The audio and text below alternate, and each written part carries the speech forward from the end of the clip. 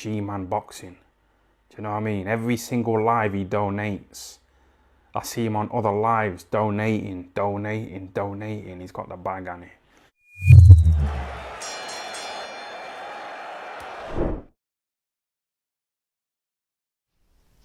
Alright, people. Midweek report time. So, oh boy. Where do we start with this? There's loads that has come out over the last few days, and we obviously got to start with the Fury Usyk situation. Now, on Sunday, I talked about this fight because last week we were hearing from mandatories with regards to the situation with mandatories. So obviously we knew going into the new year that the IBF mandatory was due for Oleksandr Usyk. That was announced that was going to get put in the back burner. They were going to take precedent over the WBA. Obviously Dubois is injured at the minute, so it looked like it was full steam ahead with this undisputed fight. Now, me personally, I'm a kind of glasses half full kind of guy. I still 100% believe we are going to get this. But I'm not going to lie. I am a little bit worried. Because obviously Frank Warren has said that the Middle East is not guaranteed. If that was guaranteed, obviously 50-50. And he's talked about Wembley Stadium. Now, he's also said that March the 4th isn't going to happen. Truth be told, that date always kind of seemed a bit too soon. Because I said it several times that you want to really market the you-know-what out of this fight. You're not going to want to just have a fight announced in 6 weeks' time. It's fight night. A fight at this magnitude, you want to have a good, solid build-up to it. A couple extra weeks at least. Maybe about 8 to 10 weeks. Seriously. You'd want that kind of amount of time. Now, he's talking about April or the end of March. Again, that doesn't surprise me. I'd say probably mid to late April, realistically, more likely. But he's talked about Wembley Stadium. And has stated that Fury will get the lion's share of the purse. Now, what do you interpret as the lion's share of the purse being? Now, I've said this once, and I will say it again. And I do believe Fury is the bigger name of the two. You know, he's definitely going to be the bigger name, certainly in the UK. In terms of the US, again, I believe Fury is the bigger name. I think the WWE has helped with that. So, if Fury was to say, come in there and get, we'll say, 55-45, I personally wouldn't mind that. Personally, that wouldn't really be... I'd look at that and I'd say, okay, fair enough. He probably will be bringing the lion's share of the fans, but the lion's share of the purse, does he deserve that? 55, an extra 5%, yeah, that's legit. If we're talking about 70-30, 80-20, I've seen a few people message me, and now I don't know, these could be just talking out their arse, but a few people have DM'd me on Twitter and they said that they've heard rumours that the amount that's being talked about that they want Team Fury is reportedly 70-30. Now, as far as I'm concerned, that's pricing yourself out. Now, have a look on screen. That's an article from the end of August of last year, alright? Mark Kriegel. There's two articles, actually. Now, Kriegel is stating in that it was agreed 50-50. And it was agreed that the fight wouldn't take place in December because it would be just too quick of a turnover, and that it would be next year. Now, they were targeting the Super Bowl date. They were also targeting, I believe it said in the article, March. There's another article as well. I have them saved for a separate video, which I'm probably going to record tonight or tomorrow, just to kind of talk about this whole situation. But for me, it looks as though that was, as near as makes no difference, a done deal. You know, that we were going to get these guys 50% regardless of location. Now, if we're talking 70-30 or something like that for Fury, if Team Fury and Bob Arum are wanting that, then, you know, although I believe Tyson Fury is the bigger name out of the two, that amount of money, and if you were willing to give AJ 60-40, what's the difference? You're willing to give AJ 60-40 coming off back-to-back losses, you know, going into December. Why wouldn't you be willing to give Usyk 50-50, the man who beat AJ twice? You know? So, look, I don't know what the situation is how it's gonna resolve itself. I hope to God that they just agree on 50% and we get this fight over the line, because I just don't understand how anyone couldn't want this fight, and how there are people. I'm sure there are people out there, for whatever reason, maybe on the Usyk side or maybe on the Fury side, who don't want this fight for whatever reason. Maybe they fear their guy losing. And I'm talking about the fans who are looking at this, and yeah, they might not say it, but they'll know that Fury is very, very dangerous to Usyk. I think he beats Usyk personally. But likewise, a lot of people will look at Oleksandr Usyk. They can say he's a middleweight all he wants, which always kind of irritates me when fanboys do that. You know, you'll have fanboys. A good example would be, Tyson Fury fanboys, who would turn around and say, oh, Oleksandr Usyk's just a middleweight. He's garbage. Okay, so when Tyson Fury beats him, what are you going to say? He's the greatest. Look what he's after doing. But he's just beaten, as far as you're concerned, a middleweight, an undersized middleweight who's no good. So how is him beating him proving that he's the greatest? You've just literally undermined Fury's achievement by doing that. You know, and a lot of it's not just Fury. A lot of fanboys do that as well. It always irritates me. It's like, yeah, the guy he's fighting is garbage, but he's amazing. Look what he's after doing. It's like, yeah, but he beat a guy who's garbage. Surely shouldn't he be doing that anyway? If you're saying he's so garbage, why are you singing praise on him now when he's beating the guy who's garbage in your eyes? So, anyway, I hope we get this fight. I still believe we will.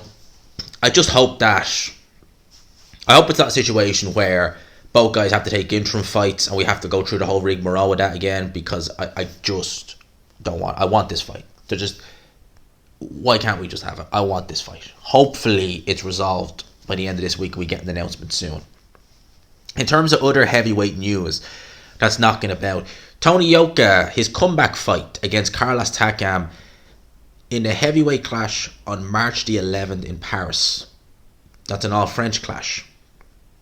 Someone told me that Takam and Yoka are friends outside boxing, so it's going to be interesting to see how that one works.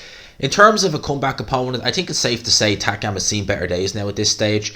Yoka, I mean, he looked pretty good early in his career, and obviously some people would say that, well, missing 3 drug tests, you know, and didn't he serve a slight ban for that you're going to look good? And he's not really he looked pretty good against Johan Duapas, in fairness, getting rid of him in a round. That was impressive because no one had done that to him before. That was impressive. I'll give him the credit. That was impressive. But since then, he's looked fairly run-of-the-mill and pedestrian in his fights. Against Bacoli, I mean, I thought Yoka would win that fight, truth be told, but boy did he not. And they tried to rob Martin Bacoli in that fight. They did. They tried to rob him. You know, if they could have, they would have. And it would have been an absolute... It would have actually probably been worse than the Josh Taylor decision over Jack Cattrall, because Bacoli beat him handily. And they tried to rob him. Thankfully they didn't. But Yoka looked poor in that fight. And actually, strangely enough, Bacoli's not fought since then, which I find interesting. I thought he was still with Eddie Hearn. Anyone wants to correct me on that, but I thought, certainly if he wasn't with Hearn, I thought a major promoter like, you know, a Boxer or Frank Warren would have signed him up, because, you know, he's got a very good standing in the IBF. You know, I'm surprised. But he could be still with Hearn. Maybe he's just not out on any shows. I don't know. In terms of Yoka versus Takam, yeah, Yoka should really win the fight, but who knows? Who knows, really, at this stage. Anthony Joshua's former trainer, Robert Garcia, has said that it's his understanding that AJ will now be trained by Derek James, as was reported last week. If I'm not mistaken, he's going to end up with Derek James. Great trainer, especially if Joshua's trains around Spence and Jamel Charlo. I said it once, I'll say it again. I think it's a very, very good move for Anthony Joshua. I know some people felt as though, no, Derek James mightn't be. No, I like Derek James' style. I like the fact that, you know, look at the work he's done. He's tried to do it with guys like Marcus Brown. He's not been able to. See, Marcus Brown, that could be a worry, but I think that AJ, certainly if he can use his attributes, he can have a bit more success than Marcus Brown. What I mean by that is Marcus Brown always came across as someone who, what I say, has a suspect chin, maybe. He's been down a few times, but he was always someone who, you could see it very early on in his career, even when he was undefeated, that he was very reluctant to get hit, you know. And look, it's boxing, you can't swim without getting wet, but he seemed to really panic when he was hit, you know, really have a fear of getting tagged. Now, he's been down several times, so maybe for good reason, and we don't know what goes on in the gym. But at light heavyweight, he had some attributes. He was very, very fast. You know, he's quite tall. He had decent punching power, but at the end of the day, he couldn't utilise them. Whereas Joshua at heavyweight, he has tremendous strength, very good punching power. He's got that more often than not. He's got the height and reach. So maybe Derek James could be able to do something with Joshua. You know, Vladimir Klitschko showed very well how to defend a fragile chin. But with Joshua, it's more mental. How do you defend from a fragile mind? How do you get away from that? And that's going to be the real tricky part for Derek James. How is he going to get into Joshua's head and try and shift his paradigm almost, you know, because Joshua just doesn't seem there these days. So in a boxing sense, and you know, it's going to be interesting to see how he does with that.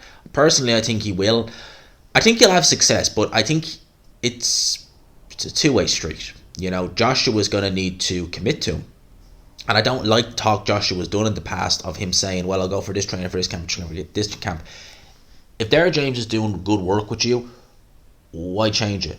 Why change it after one fight and go back into... No. I think he needs to stay with Derek James if in fact it works. And I genuinely think it will. Maybe being around people like... He's out of his comfort zone at the end of the day. He's going to be in there with Spence and Charlo. It's going to be a very different atmosphere to what he was dealing with in the UK.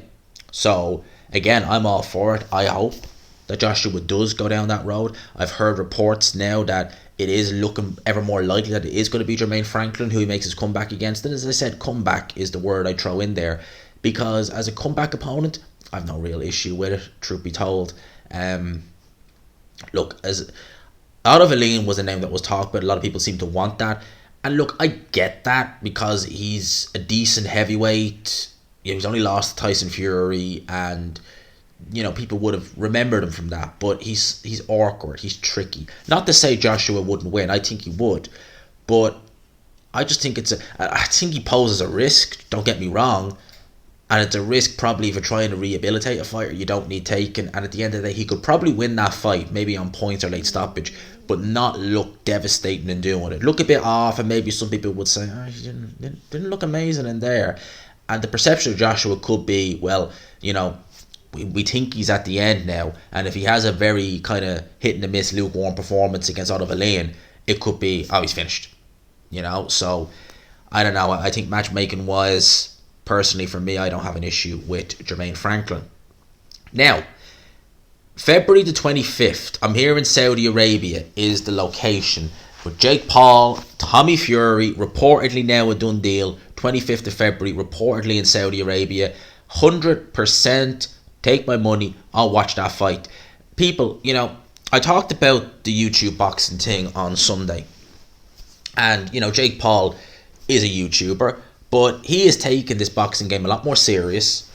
Look, I've seen amateurs come out of the gym here in Ireland who've won, you know, titles as an amateur here in Ireland, and they've not looked as good as Jake Paul. Seriously, like, they've not looked as good, and I only ever really knew about Jake Paul from the box. I didn't know what he did on YouTube, but they've not looked as good as him. So Jake Paul has how far could he go? He's not going to win a world title, I wouldn't imagine anyway, but him and Tommy Fury only had a handful of amateur fights, and he's not looked particularly good as a professional. I would say they're probably even Steven in their career, you know, in terms of, you know, what they've done. Bear in mind, Tommy Fury's been pro longer, but the level of opposition he's fought has been absolutely shocking. I mean, it is just horrendous. Like, I think I was looking through his boxing. I think he's had, 9 or 10 fights, and just less than half, or maybe even half, haven't even had a pro win. And they're not debutants. Many of them have had lots of pro fights, and not one of them has a win. Whereas with Jake Paul, yeah, look, he's fought Tyron Woodley, who was an MMA guy, twice, and an ancient Anderson Silva. But let's not forget, he's tried to make this fight twice. He tried to make the Hasim Rahman fight, and Rahman, I think it was weight issue, prevented him from having that. So it's not like Jake Paul has, you know, been fighting a who was he of journeyman or someone like that. He's been trying with guys who have a background in MMA and in boxing, Anderson Silva and MMA, and obviously tried to get Tommy Fury and Hasim Rahman Jr. into the ring. And, you know, this is third time, and I'm hoping third time's the charm. I really do. I hope third time's the charm. I said it once, I'll say it again. At the end of the day, I like this fight. Boxing is a form of entertainment. When I watched the Misfits card the other day, yeah, they look raw. They look very raw. But I had to say, like, I was just like, okay, look, they can do the basics. Yeah, they look novice-y, but it's two guys probably having their first full contact real spar. You know, you can have contact spar where one guy is really not trying, but you're talking about full contact. That's what most novices look like, and it is. Look, I don't mind it at the end of the day. Would I watch every show? No, but I look at it and I see, wow, the arena's packed out. And if some of this can trickle down into the pro game, the normal pro game, which I think it will, again, I ask the question, is that not a good thing? I think it is, you know. And again, this fight, I'm on board. Take my money. If it's on DAZN, take my money. If it's on, I'd say it'd probably be on BT Sport pay-per-view, but hey, I'll take my money. Adrian Broner will now face Hank Lundy. Oh, Jesus Christ. That's on pay-per-view as well. Broner, man. Oh, boy. I have to do this year a WTF episode on him. That's a must. Because Broner, but where do you start? And how much of it can go on YouTube without getting demonetized? Seriously. So, yeah. Now, Francis Ngannou, he left the UFC over the weekend and is named Tyson Fury and Anthony Joshua as his two prime targets now that he's a free agent. I don't know where Fury is at right now, but I'm going to find him. Before, I couldn't do anything concrete. Now we can, so it's time. And apparently with Francis Ngannou, yeah, like with the UFC, he really was limited to what he could do. It was kind of UFC or bust. And it's crazy that like a reigning UFC heavyweight champion is left, you know, what was reigning. I understand that maybe if he was kind of coming near the end or anything like that, but he's left the company. Obviously, John Jones is talking about, well, he is coming back. John Jones trying to pick up a heavyweight title. Crazy. I used to like John Jones as well, but he's had a lot of issues. There's very few MMA guys I'd watch. John Jones was one of them. I liked his fights with DC, although he failed the drugs test for the last one against DC, didn't he? When he knocked him out, I think that was in the third or fourth round. John Jones had his issues, but Derek Chisora has chimed in and actually called out Francis Ngannou. With regards to Ngannou, look, I've seen him before. Certainly seems a big puncher, certainly in the octagon. But, you know, when I watch those guys in the octagon, one, the technique is normally not the best. And, you know, look at the little mitts they're using. Now, saying that, a 10-ounce glove on a big heavyweight the size of Ngannou, it is bigger. It is a couple of times bigger, but it is still small. Like, very small. 10-ounce gloves on a heavyweight, you're barely getting your hand into it, for the most part. So would he hit hard a heavyweight in the pros, in pro boxing? I'm sure he would. I'm sure he'd have a decent amount of power. But let's go back to the Mayweather-Floyd thing. You know, the whole thing about that fight was, well, more so on the casual end of people trying to sell it, was McGregor's punching power. Some people put, I think it was what's his manager, not his manager, his trainer, John Kavanagh was saying, Julian Jackson level power, despite the fact he never had Jackson on the pads or really had many big punchers on the pads. But somehow, yeah, Julian Jackson level punching power. And how'd that work again? Didn't really work, did it? Look, will they translate to the pro boxing in terms of punching power? Some will, some won't. That's the best way to describe it. Well, for Ngannou, he obviously wants the big money fights. Chisora's called him out, and look, I'd rather see Derek Chisora bow out with the game, even at that level, truth be told, because I fear for him, I really do. I feared for him I feared for him for a while now, but really, after that Fury fight, that was just, that got hard to watch after a while, because you just knew, and Don Charles should still hang his head in shame for his performance in the corner in that fight. He really should have. I mean, that was just disgraceful from Don Charles to let that fight go on as long as he did. I'd rather see Chisora bow out, even at this level, to be honest with you. But I'd probably give him a very, very good chance against Ngannou, truth be told, because I just don't see how MMA guys who... And yeah, look, striking could be your thing, but it's a very different kettle of fish in the pro game. I mean, striking is McGregor's thing.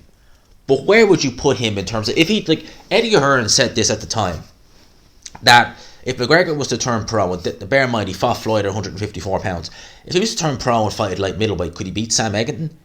And people asked the question, my answer was, well, no. You know, he couldn't. Could he have beaten Ted Cheeseman? My answer would have been no. So just because you're, you know, a good striker in MMA, what level does that put you at in the pro games?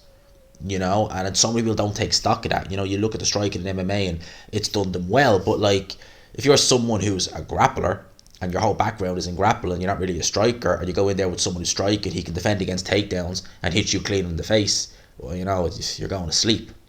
Brock Lesnar was a great grappler. Brock Lesnar was strong. He was how strong was Brock Lesnar? I mean, you look at him now and it's like, ain't no way you're natural. Just saying. And didn't he fail in his last fight in UFC? Crazy. But when Brock Lesnar was really, in it, like he was against Alistair Overmars, that was a beating. And then when he fought, who knocked him out? Who was the guy who knocked him out? I know the Alistair Overmars fight, but the Brazilian, was he Brazilian? God almighty, no, it's gone. The name's good, but he beat the living crap out of Brock Lesnar. He had him hurt several times. So yeah, look, we'll see. We'll see what kind of fight Ngannou gets for himself. I mean, as much as I hate to say it, it's a big money fight for Tyson Fury. It is. There's no ifs or buts. It would be a huge payday for Fury, for Chisora, for Joshua. It really would be.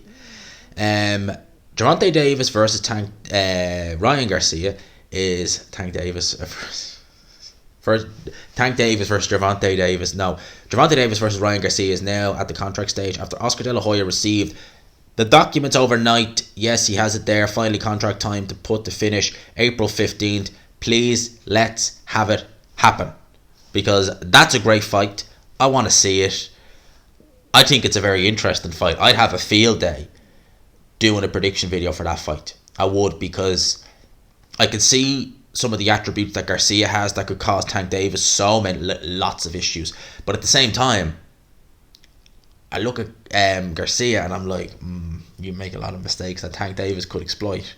So I hope that we get that fight. I really do. I hope to God we get that fight. Golden Boy's Eric Gomez has put forward Jaime Munguia as a potential opponent for Dimitri Bivol this year. One thinks it's crazy because he's been fighting at middleweight, but Munguia and Fernando Beltran, co-promoter, see something they like in that fight. Well, Jaime Munguia has had the most unremarkable run at 160 pounds. Now apparently he's at 168. And he never fought for a world title at 160. He had just he was like a ghost at 160. He really was. It was like, there's a fight announced? Okay. And then it's gone. And literally now he's at 160 apparently. And it's like, right. I had high hopes for Jaime Munguia because he looked to be the next big kind of, I don't want to say the next Canelo, but could certainly come close to getting some of his star power. But he's really faded a lot. Like, not in terms of skill, but just I barely know when he's fighting. And lastly, Frank Warren said on TalkSport today, as we said, it won't take place Fury Usyk on March the 4th, late or early April. Fury revealed he remains very confident the undisputed fight will happen, currently awaiting the Middle East site offer this week. Now, I have a bit of time to fill, so I want to do a quick preview of because that's most of the boxing news in a nutshell. We'll do a quick preview of the Eubank versus Smith card. Someone told me Hughie Fury was on the undercard. I don't see him. He's certainly not on BoxRec. So I look at this card. Not a bad card. Not too shabby. I like the Usman versus Congo fight. Now, Fraser Clark was originally meant to fight Kevin Johnson. Well, he's still fighting the Kevin, but he's fighting Kevin Nicholas Espindola, who is 7'6", an Argentinian heavyweight. 6 foot tall, so very small, and he's very small but very heavy. 266 pounds. Lost to Salman Darcy as well. Ivan Ditchko. Some names here I recognise. Some of them I don't recognise at all. And some of the names he's beaten, I mean, wow, Jesus Christ! Some of these guys, he must have been fighting the who's he. He's definitely fighting the who's he. Never been stopped in those 6 losses. So we'll see what big Fraser Clark can do. Joseph Parker, Jack Massey, again, a very strange fight. Just a very strange fight. Massey's only loss was a cruiserweight to Riakporhe in 2019. Speaking of Riakporhe, he's fighting Krzysztof Glowacki. Like, it's a name, but Glowacki's been done for the last couple of years, so I'm not exactly going to be... Look, if he beats him and he beats him in good fashion, I'll say well done, but I'm not going to turn around and be like, that's not the Krzysztof Glowacki who fought Marco Huck. I know that. So Again, just seeing what they do. Obviously, the plan is for Riakporhe is simple, just a Cody. That's what they want. They want Lawrence Cody, Richard Riakporhe, probably on paper. Or would they dare? They probably would actually put that on pay-per-view in Sky. You know, Ben Shalom, he would try and, you know. Ben Shalom is not the seller Eddie Hearn is. You know, Eddie Hearn, when he really wants to, he can just sell the... Ben Shalom doesn't have that charisma. So I don't know if they would put it on pay-per-view, how Ben Shalom would be in interviews. Would he sell it? And I think Eddie Hearn would try his best to, and he'd have some success, no doubt, because he's a very good talker. But Shalom doesn't have that charisma. He definitely does not have that. No sirree. And obviously Usman versus Congo. I like that fight. It's a good fight. I think Usman will win. And Usman apparently is still with Queensbury. And obviously Congo was a boxer. So it's nice to see Queensbury and Boxer, because they've obviously worked together with the Parker Joyce fight. Nice to see that they're willing to, you know, okay, your guy's fighting on BT and our guy's going to fight next on Sky. It's nice to see that they're actually working together, which is good. Obviously, main event, Chris Eubank Jr., Liam Smith. I'm looking forward to it. Live watch along, lads. They're back in the business. Live watch along.